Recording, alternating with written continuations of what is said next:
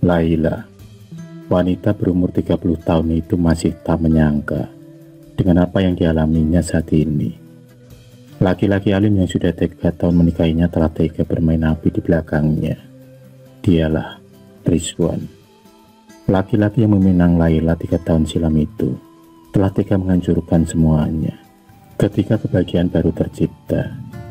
Sungguh tak adil memang ketika kesetiaan dibalas dengan dusta. Perih, hancur, hanya air mata yang terus-menerus ia tumpahkan. Otak yang mulai tak stabil seringkali menggoyahkan imannya. Dulu, rumah tangga Laila dan Rizwan begitu bahagia, hingga pada pertengahan bulan Oktober, Rizwan dengan tega menggandeng seorang wanita lain. Dengan terang-terangan Rizwan memperkenalkan Rahma pada Laila. Bisa dibayangkan betapa hancurnya hati Laila, apalagi dia sekarang sedang hamil tua. Sebenarnya Rizwan ingin menceraikan Laila sejak menjalin asmara dengan Rahma. Tapi karena kondisi istrinya yang sedang hamil, mau tak mau harus menunggu proses kelahiran, baru bisa menceraikan Laila. Akhirnya waktu yang ditunggu-tunggu itu pun tiba. Bayi lucu buah hati cinta Rizwan dan Laila telah lahir. Meski bayi mungil itu sudah hadir di dunia, Rizwan masih bersikukuh untuk menceraikan Laila. Cintanya pada Rahma sudah membutakan segalanya, bahkan pada darah dagingnya sendiri. 3 bulan pun berlalu. Akhirnya Rizwan benar-benar menjatuhkan talak pada Laila. Laila yang sudah menahan rasa sakitnya sejak lama, akhirnya dia pun menyerah dan mengikhlaskan Rizwan pada wanita lain. Dengan satu syarat, Rizwan harus membawa serta bayinya. Berharap kelak Rahma bisa merawat anaknya seperti anaknya sendiri. Keputusan yang diambil Laila itu bahkan tanpa alasan. Dia terlalu cerdik untuk menyusun sebuah rencana. Laila tahu Rahma wanita manja tak akan sanggup merawat bayinya karena dia bukan anaknya sendiri.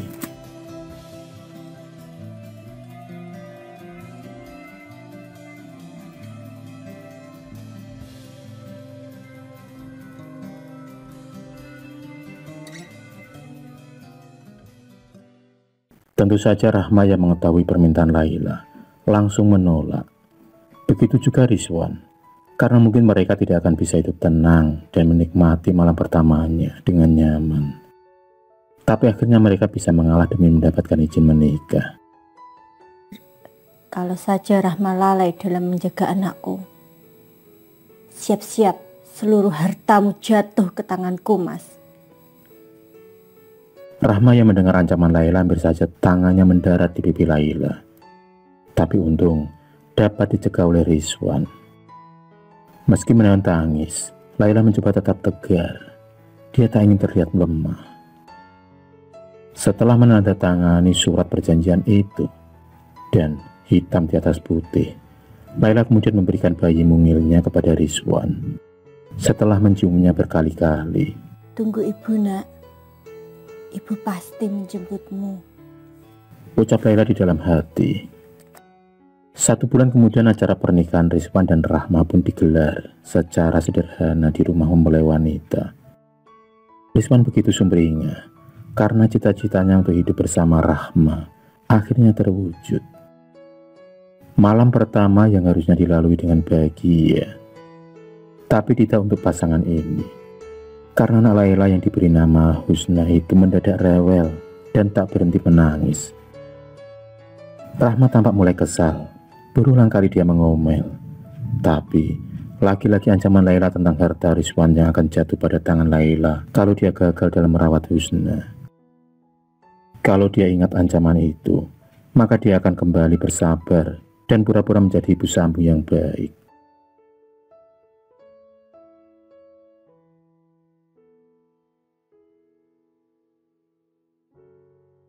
Tepat pada jam 3 dini hari, akhirnya Husna kecil bisa tenang dan dapat tidur dengan pulasnya.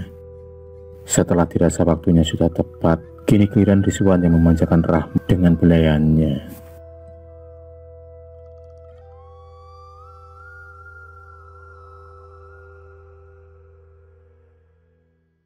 Baru saja Rizwan naik di atas ranjang, tiba-tiba dia menjerit ketakutan. Tak kalah melihat wajah Rahma berubah menjadi sosok yang mengerikan. Lidahnya menjulur dan tubuhnya bersisik. Bau amis pun keluar dari tubuh Rahma, hingga membuat Rizwan sedikit mual dan ingin muntah. Setiap kali Rahma mencoba mendekati Rizwan, malah Rizwan lari ketakutan. Dia seperti melihat sesuatu yang menjijikkan, hingga menggagalkan malam pertama mereka. Rizwan memilih tidur di samping Husna kecilnya, ketimbang dengan istri barunya. Malam pertama yang gagal, tentu tidak di malam kedua. Seperti pengantin baru pada umumnya, Rizwan dan Rahma selalu dimabu asmara. Mereka menunggu waktu yang tepat, dan tentu saja setelah Husna kecil sudah tertidur pulas. Dan untuk malam kedua kali ini, semua sudah dirancang begitu sempurna.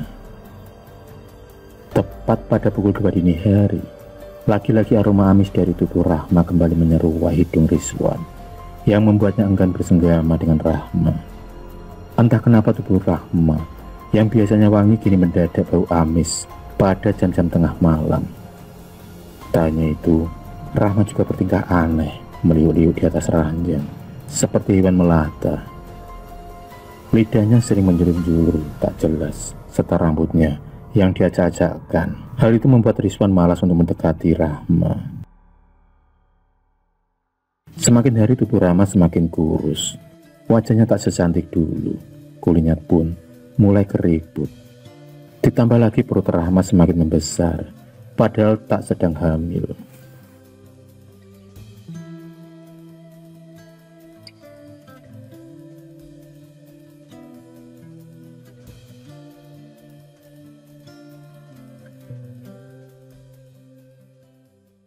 Berbulan-bulan Rahma sakit dan hanya bisa berbaring di atas tempat tidur. Jangankan merawat Husna, merawat dirinya sendiri saja Rahma harus mengandalkan orang lain. Meski sudah berobat kemana-mana, tapi Rahma belum juga bisa disembuhkan. Bahkan perutnya kini semakin lama semakin membesar. Dan yang paling parah lagi, alat kelamin Rahma mengeluarkan bau busuk yang begitu menyengat, hingga mendatangkan hewan lalat keluar masuk kamarnya. Kulit putih yang dia banggakan kini penuh dengan pinjul-pinjul bernanah dan mengeluarkan darah. Sementara itu Rizwan juga kebingungan. Di dalam keterpurukannya itu, ada seorang temannya yang memberi saran agar Rahma dibawa ke sebuah pondok alternatif. Karena dia tahu penyakit Rahma bukan dari dunia medis, melainkan dari dunia mistis. Sebagai manusia, Rizwan hanya bisa berikhtiar dan berusaha. Dan untuk selebihnya, dia serahkan pada Allah Subhanahu wa Ta'ala. Butuh waktu panjang untuk bisa menuju ke pondok pengobatan tersebut. Karena harus melalui prosedur dan panjangnya antrean. Dan akhirnya setelah 2 bulan lamanya menunggu, tibalah giliran Rahma mencoba keberuntungan. Seorang ustazah dengan sopan menyapa Rahma. Tangannya tampak memutar-mutar tasbih dengan mulut yang terus melantunkan doa-doa. Dipijitnya jempol kaki Rahma, lalu menarik tangannya seperti menarik sesuatu dari ubun-ubun Rahma. Berulang kali ustazah itu memejamkan matanya sambil menggeleng-gelengkan kepalanya. Siapa yang kamu sakiti sampai tega mencelakaimu seperti ini, Nduk?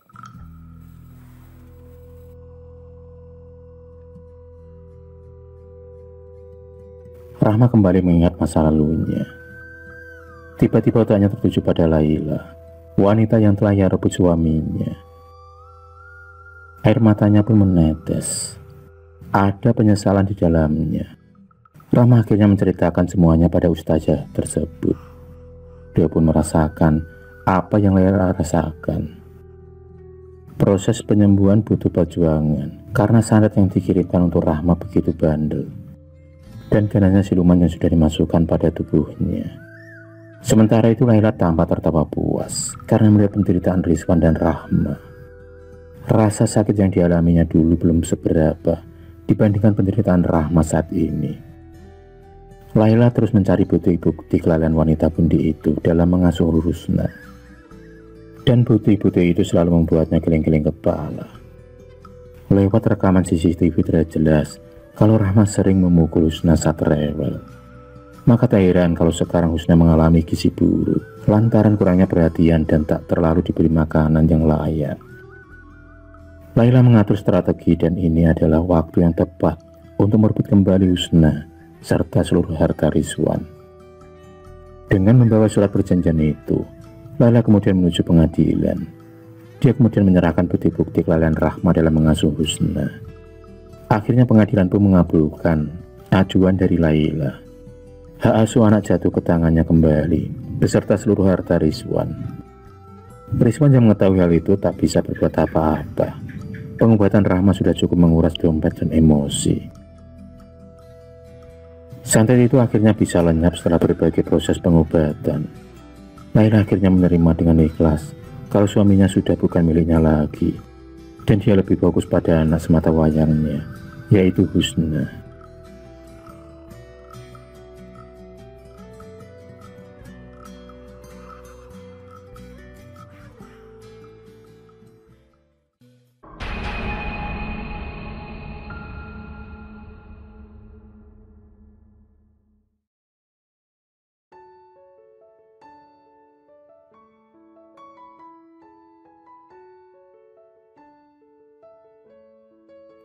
Hujan turun tak begitu deras, tapi menyisakan hawa dingin yang mampu membekukan tulang-tulang sendi di tubuh. Kalau saja manusia saling bermalas-malasan pada musim dingin, tapi tidak bagi Galih. Gadis desa yang penuh semangat dalam menjajakan ceriping singkong buatan ibunya. Sepeda bututnya adalah saksi dalam perjalanan hidupnya. Galih, gadis desa yang cantik rupawan. Kemuliaan tubuhnya serta sifat kerja kerasnya yang dimilikinya menjadikan incaran para pemuda di desanya. Banyak laki-laki yang datang untuk melamar Galih, tapi semuanya ditolak secara halus oleh Galih karena suatu alasan, yaitu tak cinta. Karena baginya pernikahan tak didasari oleh rasa cinta, semua akan percuma. Meski Galih tumbuh di keluarga sederhana, tapi dia begitu bersahaja, menumbuhkan karismatik yang luar biasa bagi siapa saja yang melihatnya. Hingga suatu hari tak sengaja dia berpapasan dengan seorang pemuda gagah dan berwibawa, lengkap dengan seragam dinas yang dipakainya. Dialah Wahyudi, kepala desa yang baru saja dilantik 1 bulan yang lalu. Wahyudi begitu terpesona melihat kecantikan Galih ketika menjajakan dagangannya. Hidung mancung serta lesung pipi ditambah kulit putih yang dimilikinya membuat Wahyudi tak percaya kalau dia hanya seorang gadis dari kalangan menengah ke bawah. Andaikan saja Galih mendapat sedikit polesan perawatan dari salon, tentu saja akan menjadikannya seorang gadis yang paling cantik di desanya.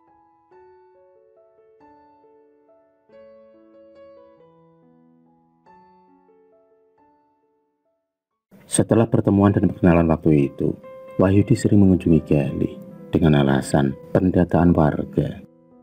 Saking seringnya Wahyudi menemui Galih, membuat Bu Warsid takut kalau saja Palora itu mempermainkan anak gadisnya, mengingat kasta di antara mereka. Tentu saja bibit bebet bobot akan menjadi tolak ukur keluarga Wahyudi yang notabene dari keluarga terkaya di desanya. Tapi Galih ternyata sudah terlanjur cinta pada Wahyudi. Mungkin itu yang dinamakan dari mata tumbuh ke hati atau tresno lantaran saka kulino.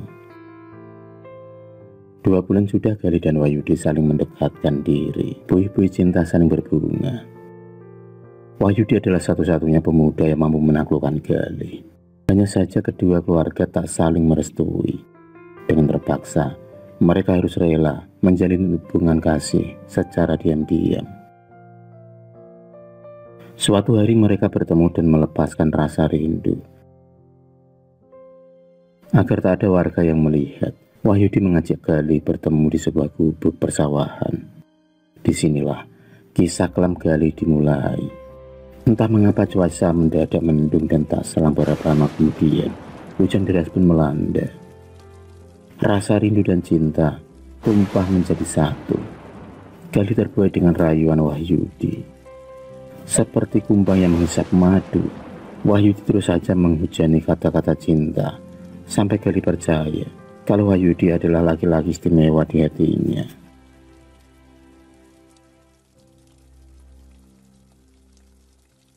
Setelah kejadian siang itu, Wahyudi seolah terkena candu. Mereka melakukan hubungan terlarang setiap bertemu. Begitu juga Gali. Dia rela menyerahkan segalanya demi laki-laki yang dia puja. Harga diri serta kehormatan dia pertaruhkan. Bulan pun berganti bulan. Wahyudi sekarang tak seperti dulu. Pertemuannya dengan Gali mulai jarang. Sedangkan Gali sendiri sering menangis, meratapi nasibnya saat mengetahui tubuhnya berbadan dua. Kalau saja Wahyudi bebas melalang buana, lalu bagaimana dengan Gali yang perutnya semakin membesar, sedangkan dia harus berjualan keripik singkong demi memenuhi kebutuhan keluarganya. Dengan tekad yang besar, Gali pun mendatangi rumah Wahyudi. Tapi bukannya diterima, tapi Gali malah diusir secara paksa oleh keluarga kaya raya yang mengaku berpendidikan itu. Tubuh lemahnya jatuh ke lantai berlapiskan marmer, sedangkan Wahyudi terlihat menyunggingkan senyum sinis. Tak hanya itu saja, Wahyudi diam-diam merencanakannya jahat dengan menculik Gali untuk melakukan aborsi. Tentu saja hal itu tak dilakukan sendirian. Ada tangan kanannya yang siap membantu kapan saja.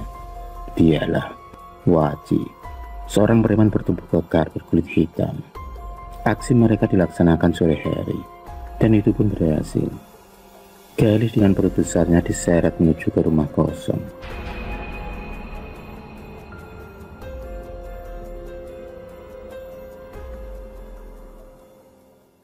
Dia pun meronta meminta belas kasihan kepada Wahyudi, tapi tangisannya tak dihiraukan oleh Waji. Wahyudi menjambar rambut serta memukul Gali, lantaran Gali tak menyetujui permintaannya untuk aborsi. Dia menganggap gadis miskin itu hanya mengincar hartanya, dan tak pantas bersanding dengan seorang yang bermartabat. Suatu malam, hingga akhirnya diam-diam dia melarikan diri saat Waji lengah dalam penjagaannya. Hujan deras serta gelapnya malam tak menyurutkan niat Gali lari dari tangan Waji. Baru saja membuka pintu, Waji mengetahui niat Gali untuk kabur. Dengan cepat, Gali lari sekuat tenaga. Ilalang serta jalan berbatuan tak menghentikan langkahnya. Di bawah derasnya hujan, Gali lari sekuat tenaga hingga tak menyadari kalau bahaya ada di depannya. Kakinya tak sengaja terpeleset dan terjatuh pada sumur tua. Gali pun meninggal secara mengenaskan. Wahyudi pura-pura tak tahu dengan kejadian sebenarnya. Dia menyebar berita kalau Gali meninggal karena bunuh diri.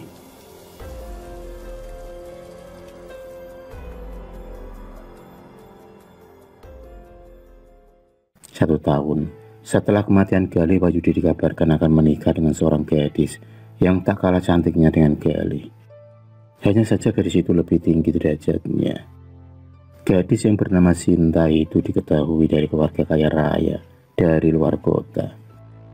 Setelah menikah mereka hidup berbahagia, tapi setelah menginjak pada bulan ketiga, tiba-tiba Wahyudi menderita penyakit yang aneh.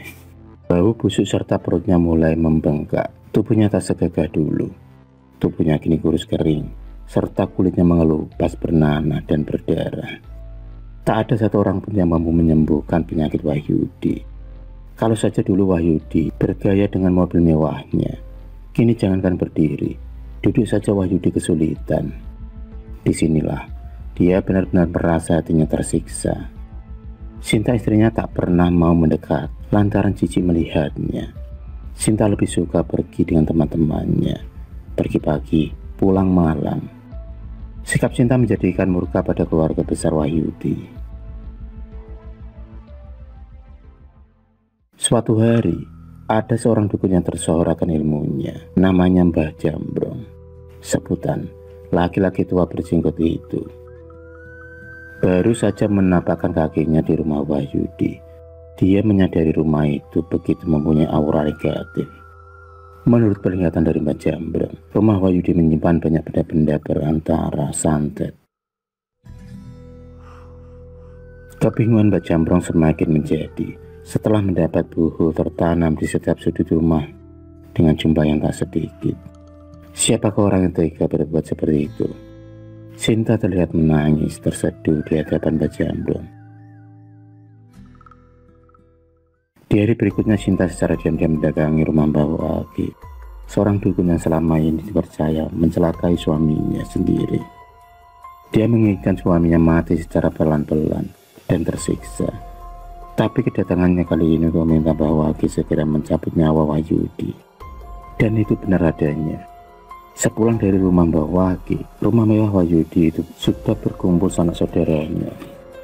Bendera kuning serta tenda tertata rapi. Sinta tersenyum puas, tapi dia harus menyembunyikan kegembiraannya. Sinta dengan air mata palsunya memeluk serta meminta maaf di hadapan jasad suaminya. Menurut keluarga Wahyudi, Wahyudi meninggal setelah muntah darah serta nanah. Nyawanya tak bisa tertolong lantaran terlambatnya tim medis ke lokasi. Jenazah Wahyudi mengeluarkan bau busuk serta matanya yang sulit dipejamkan. Naudzubillah. Setelah 40 hari kematian Wahyudi, baru diketahui kalau Sinta adalah adik kandung Galih yang diadopsi keluarga orang kaya di luar kota. Sinta menuntut balas atas apa yang dulu pernah dilakukan pada Galih. Nyawa harus dibayar dengan nyawa, meski harus ditempuh dengan jalan pintas.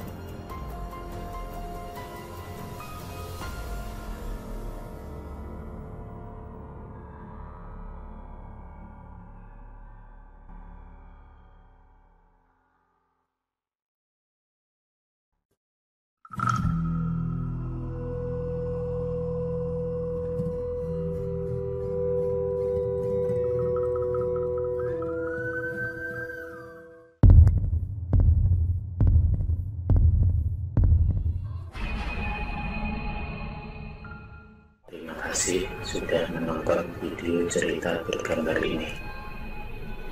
Klik subscribe untuk terus mendapatkan video-video cerita bergambar selanjutnya.